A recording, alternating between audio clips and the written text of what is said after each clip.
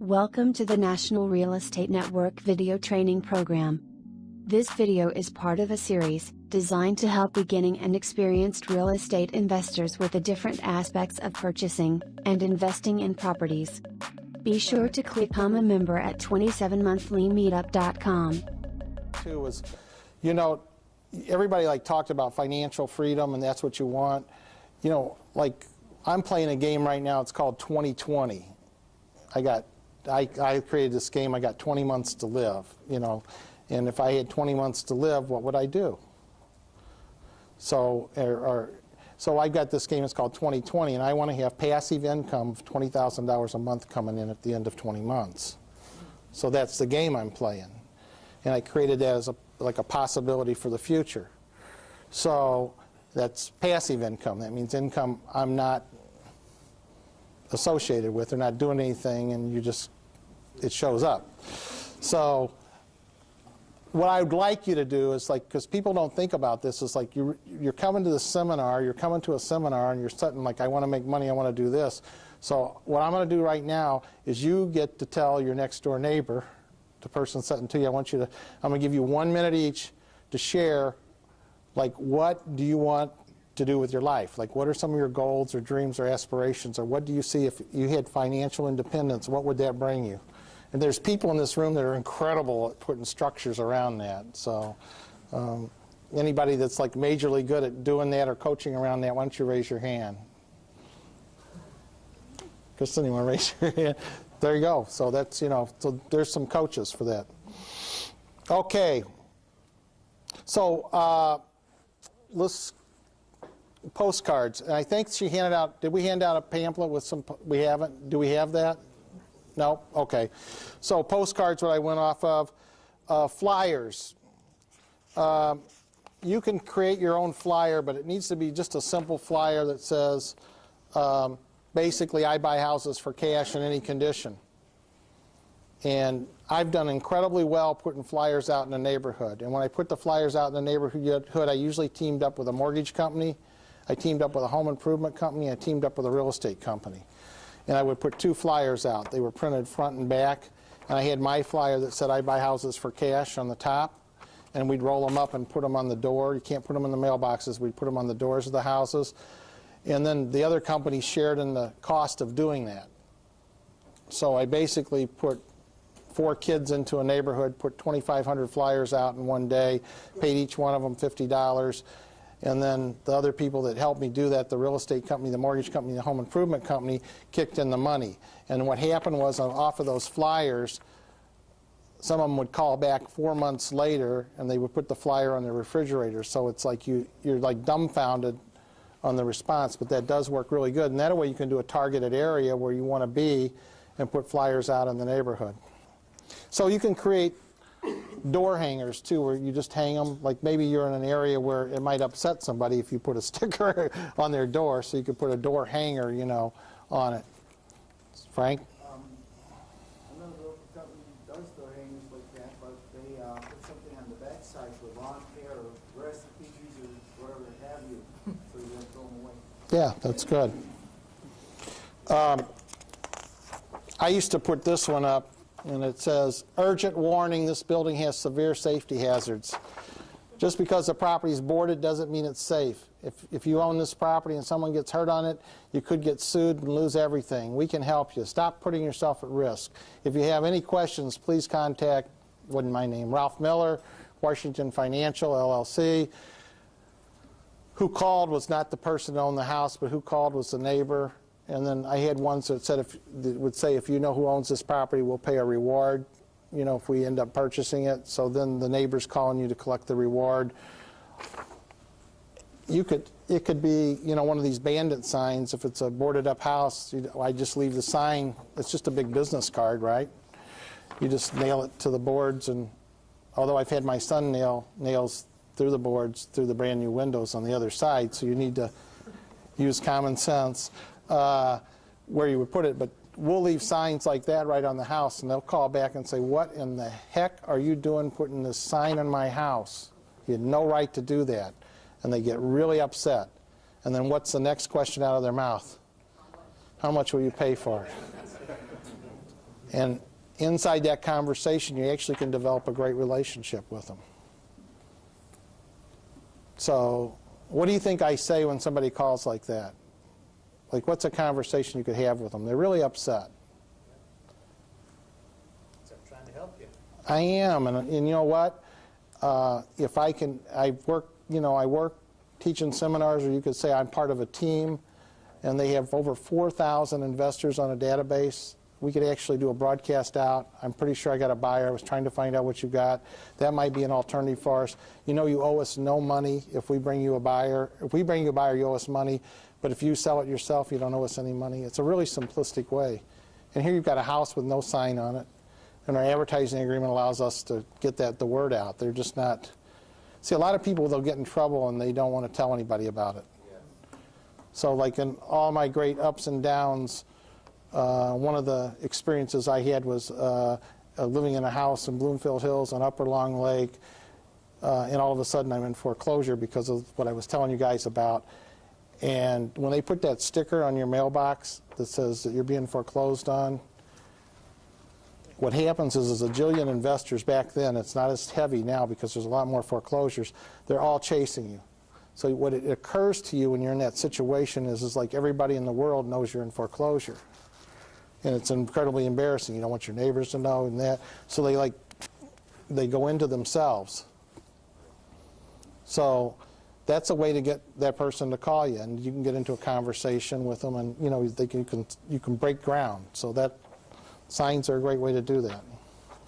And that might not be their circumstance. It could be a death. They moved out of state. They're making double house payments. The house is in, I mean, it's a lot of different ways. But the point is, unless you're out generating these leads, you have to do that in order to have the conversation. And massive actions will bring you massive results, right? But then you can look at what the great deals are. And that's really what you're looking for yourself. But you shouldn't pass up the other opportunities where you can say to the realtor, how many realtors in the room again? Raise your hand.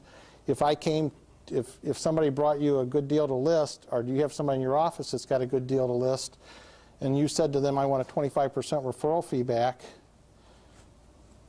well, let me ask you it this way. How many of you know retail realtors that have major problem trying to get listings and stuff? And if you were a bird dog for them or you were finding them deals, they have absolutely no problem paying you 25% referral fee or more. Some of them couldn't generate it. You can do that. So this is a business we're talking about here today. So lead generation is a business. So you need to not waste your leads. Figure out how to disperse them. So magnetic signs is a very, very inexpensive way to promote yourself. And you can buy them. I don't know does anybody know the cost for putting magnetic signs on the side of your car that say you buy houses for cash? $20. And where would you go get those? What is it? REAsigns.com. REAsign. That's a great name. I've already talked about that.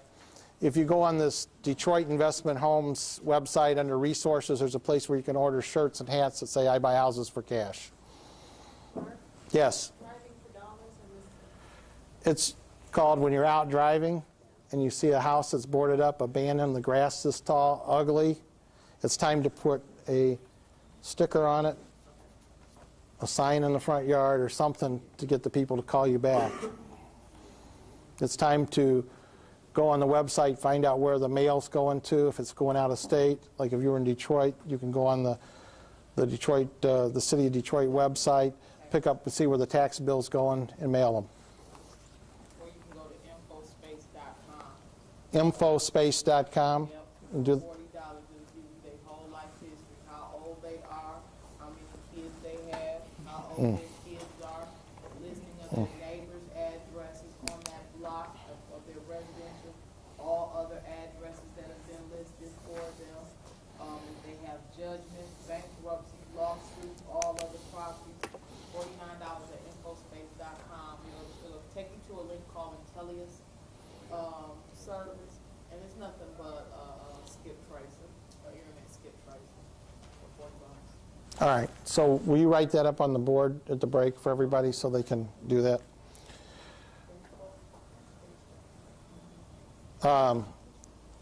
Is anybody doing direct mail in the room?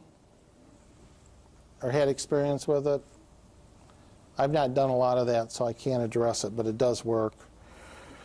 Business cards, we talked about that. Radio, I've done radio in the past, and it was a break even for me.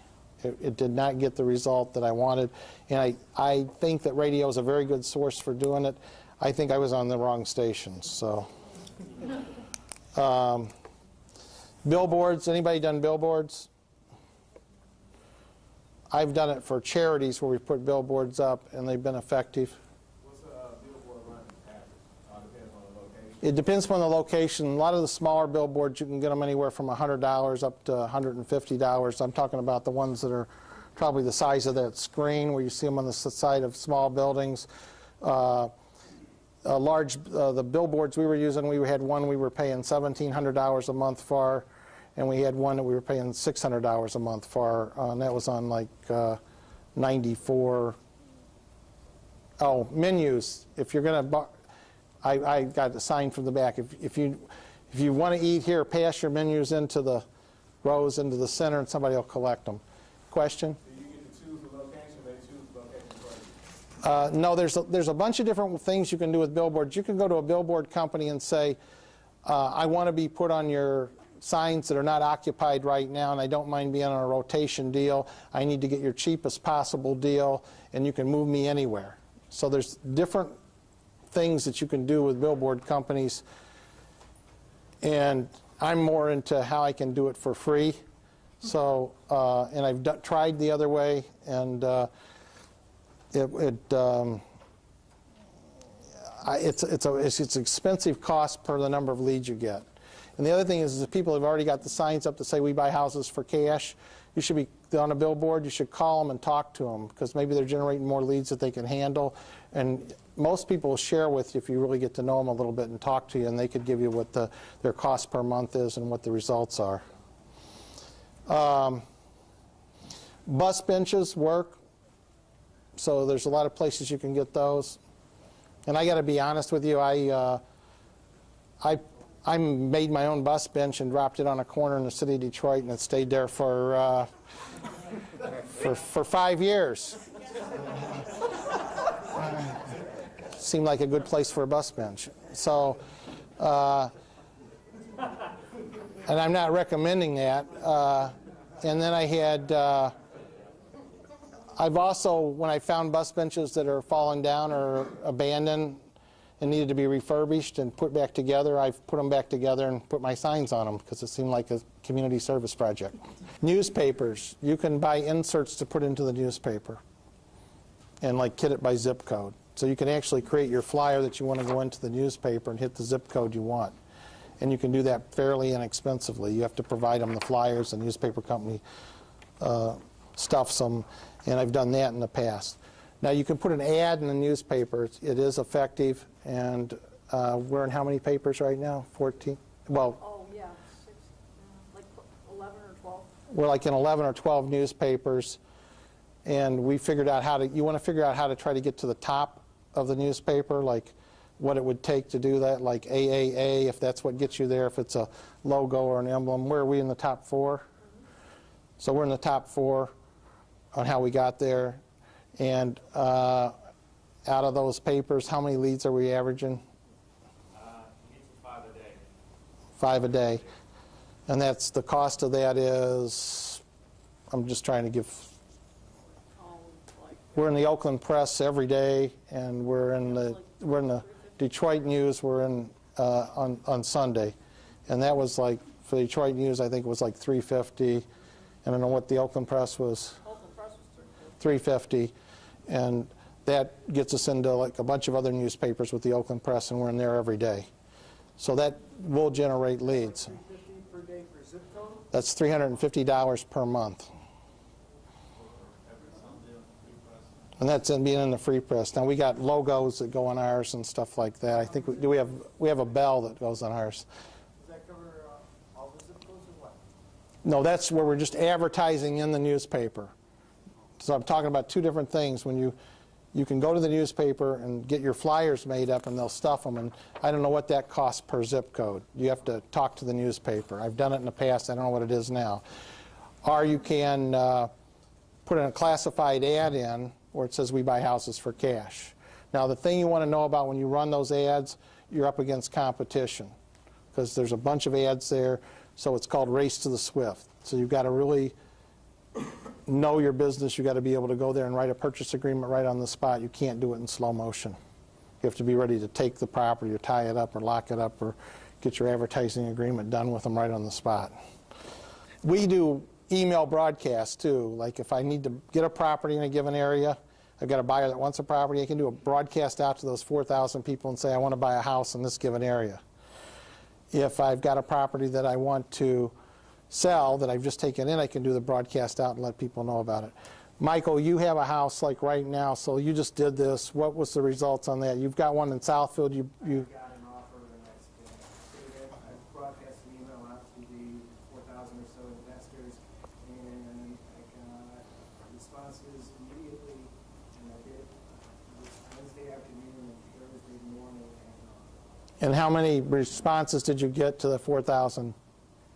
Between the afternoon and the next day around noon, I had about 10 to 12 responses. In one offer. In one offer. So that's another resource to utilize. So then the question becomes like, can you use mine? Yes, you can. I just want a fee for when I, if you score. I'm just going to do another one. An investor who's up in Chesterfield and got a hold of a house down in Ecorse, put it out on a broadcast message, and in 24 hours, he had 3 offers. My wife and I happened to be first, and we even took 12 hours because she was out of town for me to talk to her. And he said, first fax in is in, and when we got it, and I know that he had the same kind of response that Mike was talking about. Right. So the point is, you don't have to know a lot about this business, and it'll really tell you instantly whether it's a good deal or a bad deal, because when 4,000 people look at it and you get no response, you start to find out. So, brochures and restaurants is a really good one. You ever gone to a restaurant and you got little ads on the placemats that say, I buy houses for cash? That works. And that's inexpensively ways to do it. Party stores, in the past, when you've got something like this, you can put a display in a party store. You can create a partnership with the store owner, that you and the store owner can create a toll-free number together, where when the customer calls in to the toll-free number, the Canadian answering service that I use emails the lead back, but it emails the lead to me and the party store owner. So now the party store owner can call me and say, well, you had this property, or this property. What's the results on it? So if I was paying him a referral fee or we were partners in the deal, then it creates a tracking system to it. So do you see how you can start to create partnership with people? Do you see if you knew somebody that owned a trucking company, like a plumber or something, that had 16 trucks on the road, that your signs could be going everywhere? To say, I buy houses for cash with a separate number. Do you start to see? So you want to start thinking like, this isn't limited to just what you can put signs out, but who you know that you could, Yes?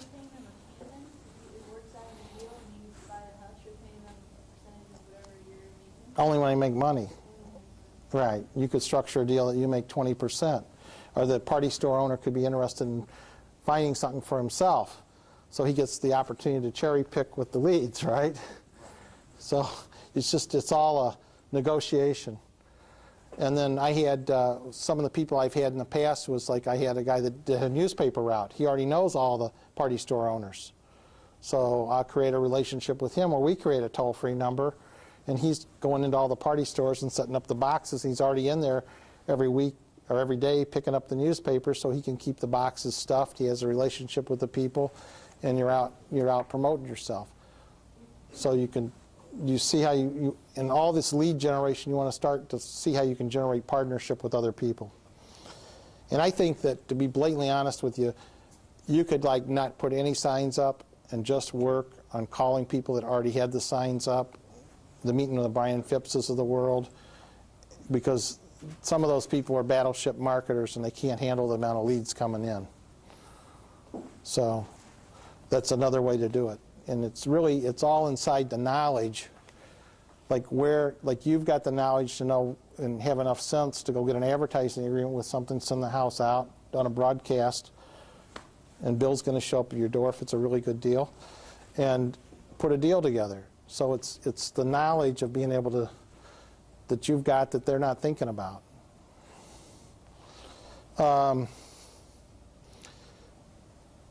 You know, like hardware stores, you know, there's still a few good ones around that are chances to doing stuff. And I'll tell on Denise, because I don't know if it's okay to share it or not, she creates little flyers that say I buy houses for cash, and it's got the tear-off number. You've been in a lot of restaurants where somebody's selling something and you can pull the number off. So that's another great way to do it. It doesn't cost anything to do that, or it costs very little. It costs your time.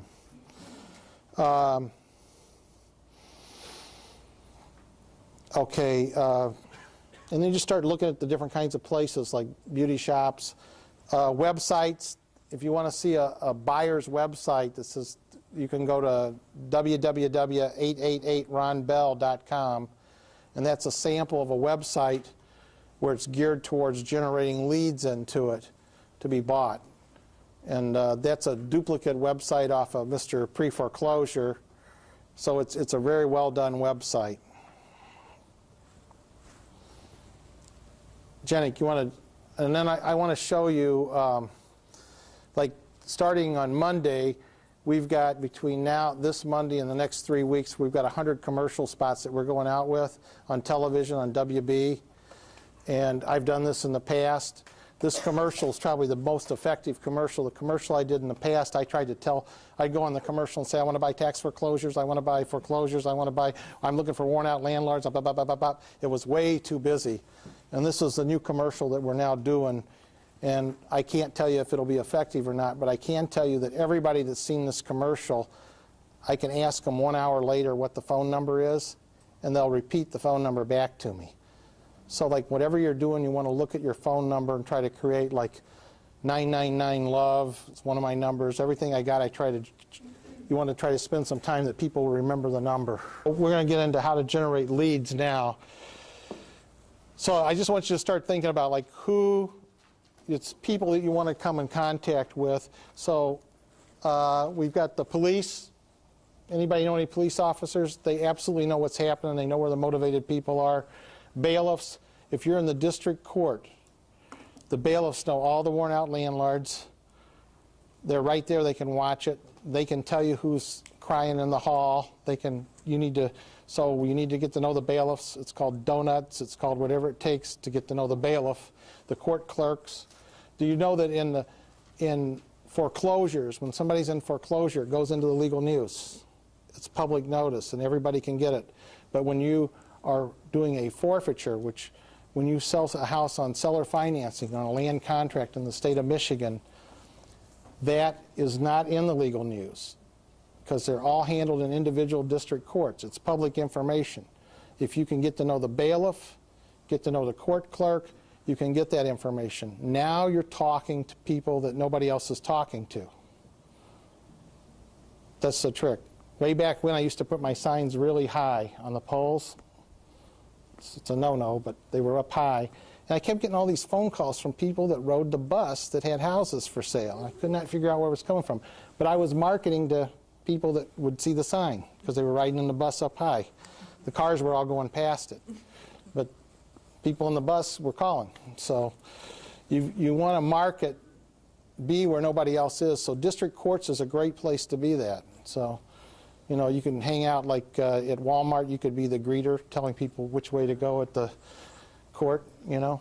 Also, people on the bus can raise something down because they're not Right. driving. So on a land contract forfeiture, what you do is you're taking your property back. Because if you decide to do a foreclosure on somebody in a land contract, and you do that in circuit court, you can only do a judicial foreclosure that could run you up to 3 years in circuit court. So what happens is all land contract foreclosures, and that's not what they earlier called, they're called land contract forfeitures, end up happening in district court. And people don't think that they can do those themselves, so they hire an attorney. So their motivation level goes way up high. So that's a great place to find leads. Funeral home's a great place. Not to go there like the used car salesman and work a deal on the coffin. I'm talking about funeral directors and that. They know motivated people. And when you can find who handles the people that die end up in probated estates, right? And when you're out chasing these leads, also what will happen to you is you're going to find people that never probated the estate. So now you put a sign out, you get a call, and they say, my dad owned the property, and he died, and I'm now living here, and I want to sell it. And they never probated the estate. And there's no money to probate the estate. So there's a gentleman that I use by the name of Darren Finling Law Firm, and I work out a deal with him and says, I've got this property resold, and they want to sell it, and the estate needs to be probated. So he probates the estate for me, he puts a lien against it, and gets paid on the sale. Now he's holding me to account around that cost. So I'm saying you can start to do some creative things where the competition falls off. So now you know what he also does is he does quiet titles. So when somebody comes to me and they've got the house and it needs to be quieted, I then say, okay, we'll take you over to Darren, and Darren's going to do the quiet title. And he's going to put a lien against the property. When the quiet title done, then the sale goes down and it gets paid. So you start to eliminate your competition. So it's back again like having the knowledge to where to go find these people. It pays off. The person that knows more about anything is the mailman. When I was in foreclosure, I guarantee you my mailman knew I was in foreclosure. Guarantee it. They know what the mail looks like coming. They know when somebody's in debt collection. They know where the motivated sellers are. So if you have a relationship with a postman, or you marry a postman, or whatever, it's a great resource. They know what's happening in the neighborhood. Now, you said Finland? It's F-I-N-D-I-N-G. Finling, help me out. Finling, okay. It's embarrassing when I introduce him because I butcher it the same way. So you need to have a conversation with him as you know what you're doing and convince him that he's going to get paid, you know. I've got a track record with him because he does want to get paid in these deals. People in this room, there's deals to be done.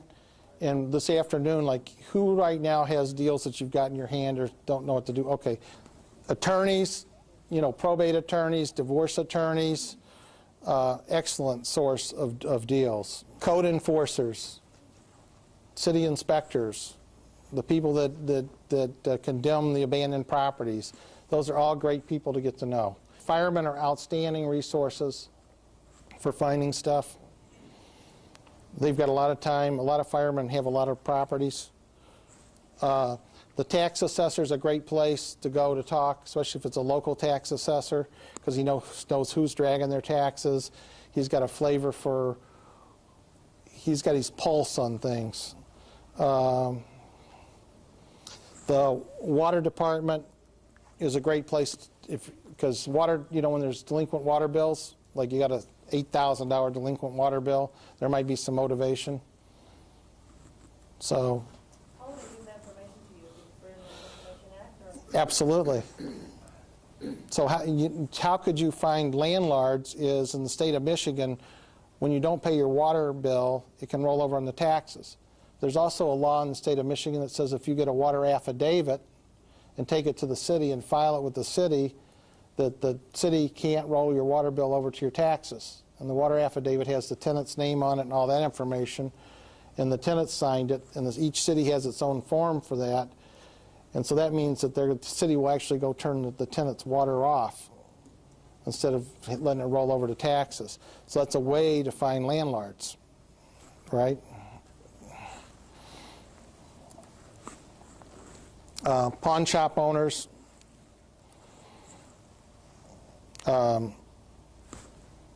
Mortgage brokers. The mortgage brokers in here.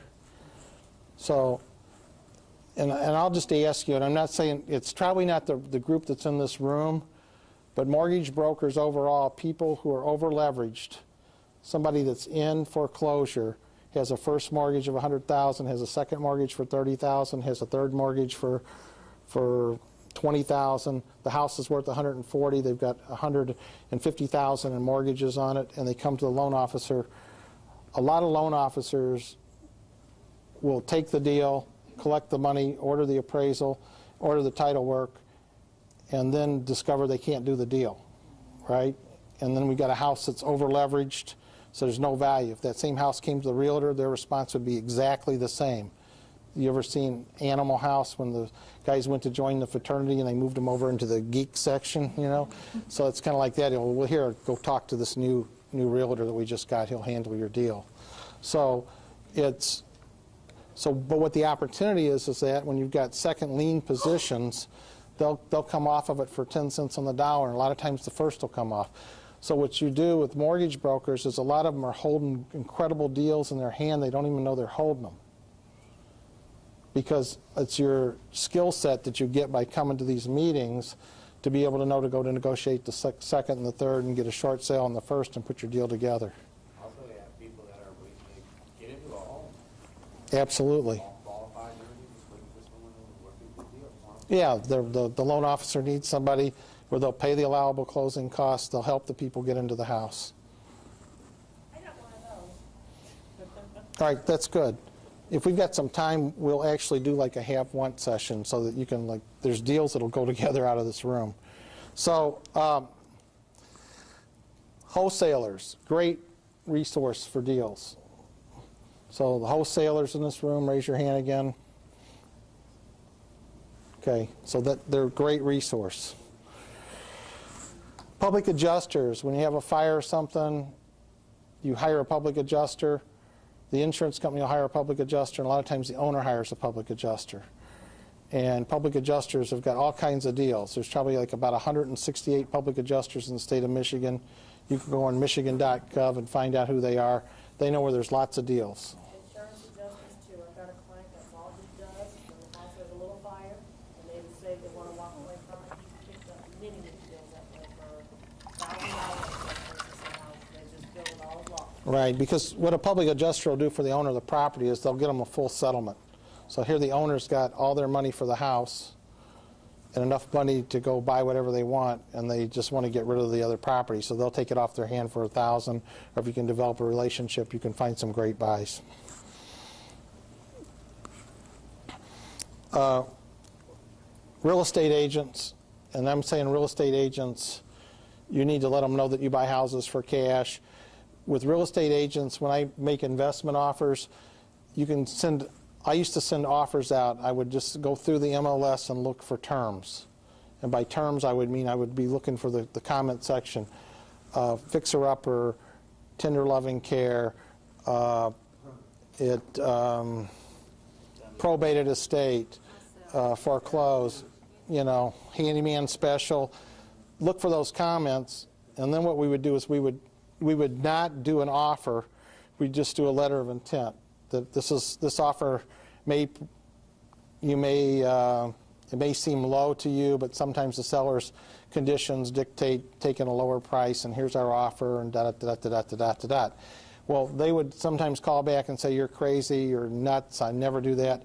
But then 4 months later, they do come back and say, okay, was that offer still good? Or it gives you an opportunity to say, do you have somebody in a situation that would work? And the realtors don't have the tools to be able to know how to negotiate a second off or do any of that. That's where, by coming to this kind of stuff you're coming to today, you get those tools to be able to do that.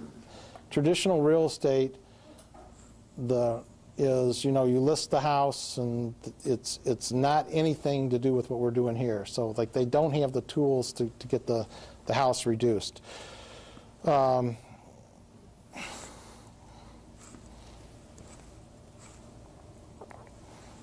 Owners of charities have great deals. All charities are motivated sellers. Have you ever met a charity that didn't need money immediately? All charities are getting offered properties. All charities are scared to death of property. Why are they scared to death of property? Because they have a board of directors, and the board of directors says this property has liability exposure?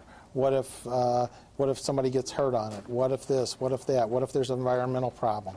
So there's a bureaucracy. So as you as an investor can go to them and say, if somebody's offering a property, I'm willing to buy it right on the spot, you can develop great relationships. I've taught a lot of seminars, and over the years I've had a lot of people in the seminars that have bought properties from charities and have relationship with charities. Anybody here bought from charities? Okay. Asset managers, tough to get to know. They're the guys that work for the mortgage companies that deal with REO agents. That's real estate owned, so they're looking for agents to list their properties. We've got a relationship with one of those asset managers. Auctioneers. With auctioneers, it's great to go to an auction. I got a postcard at home from national auctioneers, and they deal in a lot of lower end or tougher type investment type properties. And what you're looking for, you're going there, is there's cash buyers coming there who are investors that will pay cash for a house. So, and they've got to put up an actual deposit to be a bidder. So it's an opportunity to really collect a list of great buyers, and it's also an opportunity to have all the people that are coming to an auction to look. And at auctions, when we put low-end houses on it and the bids came in low, what the auctioneer does, he goes back to all those people and tries to put deals together, so you can actually track the properties and go back to the owners afterwards, or go through the auctioneer. Contractors, all the contractors you work with are great resources. They're on the streets. If you can get signs on their trucks, if they're working on one of your properties, they get great deals all the time coming to them.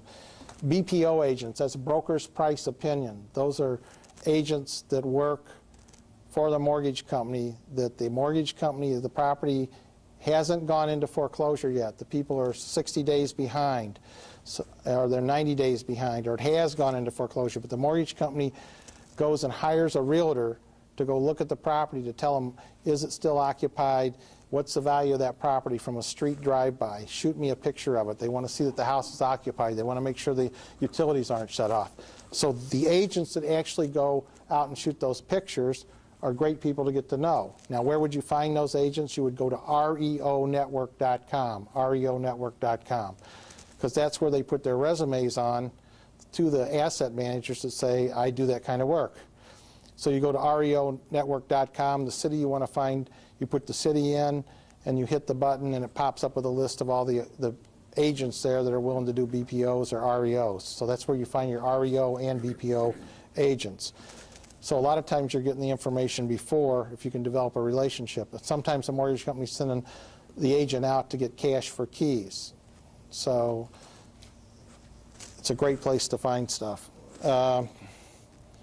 I've got a baker that's got my signs up in his bakery that works good. Jail we talked about. The MLS we talked about a little bit. That's a great place. If anybody went to Robin Thompson's seminar, how many people went to Robin Thompson's seminar? That's all her whole seminar is about, is using REO agents to get you great deals on real estate. And what you got to get inside, we should talk just a minute about this. People have come to me and said, well, I'm calling the REO agent, he won't call me back. That's because they've got lots of properties they're juggling, and they've got all their own buddies that they're selling the houses to, and they actually get to see the houses. So the plum deals, they've got their own set of cash buyers. Now, why would they take those to their cash buyers? Because they're getting 100% of the commission. So you always want to deal, when you're dealing with an REO agent, you want to deal direct with that REO agent. You don't want to bring your realtor By in to clicking the deal with link this. in the description below, you can purchase the full version of this video in all the forms mentioned within, for only $7.99. Or, if you like, you can get access to all of our real estate investing videos at 27monthlymeetup.com. The cost is only $27 a month, and includes all past meetings, 3 new meetings a month, plus all the forms mentioned. Thanks for watching.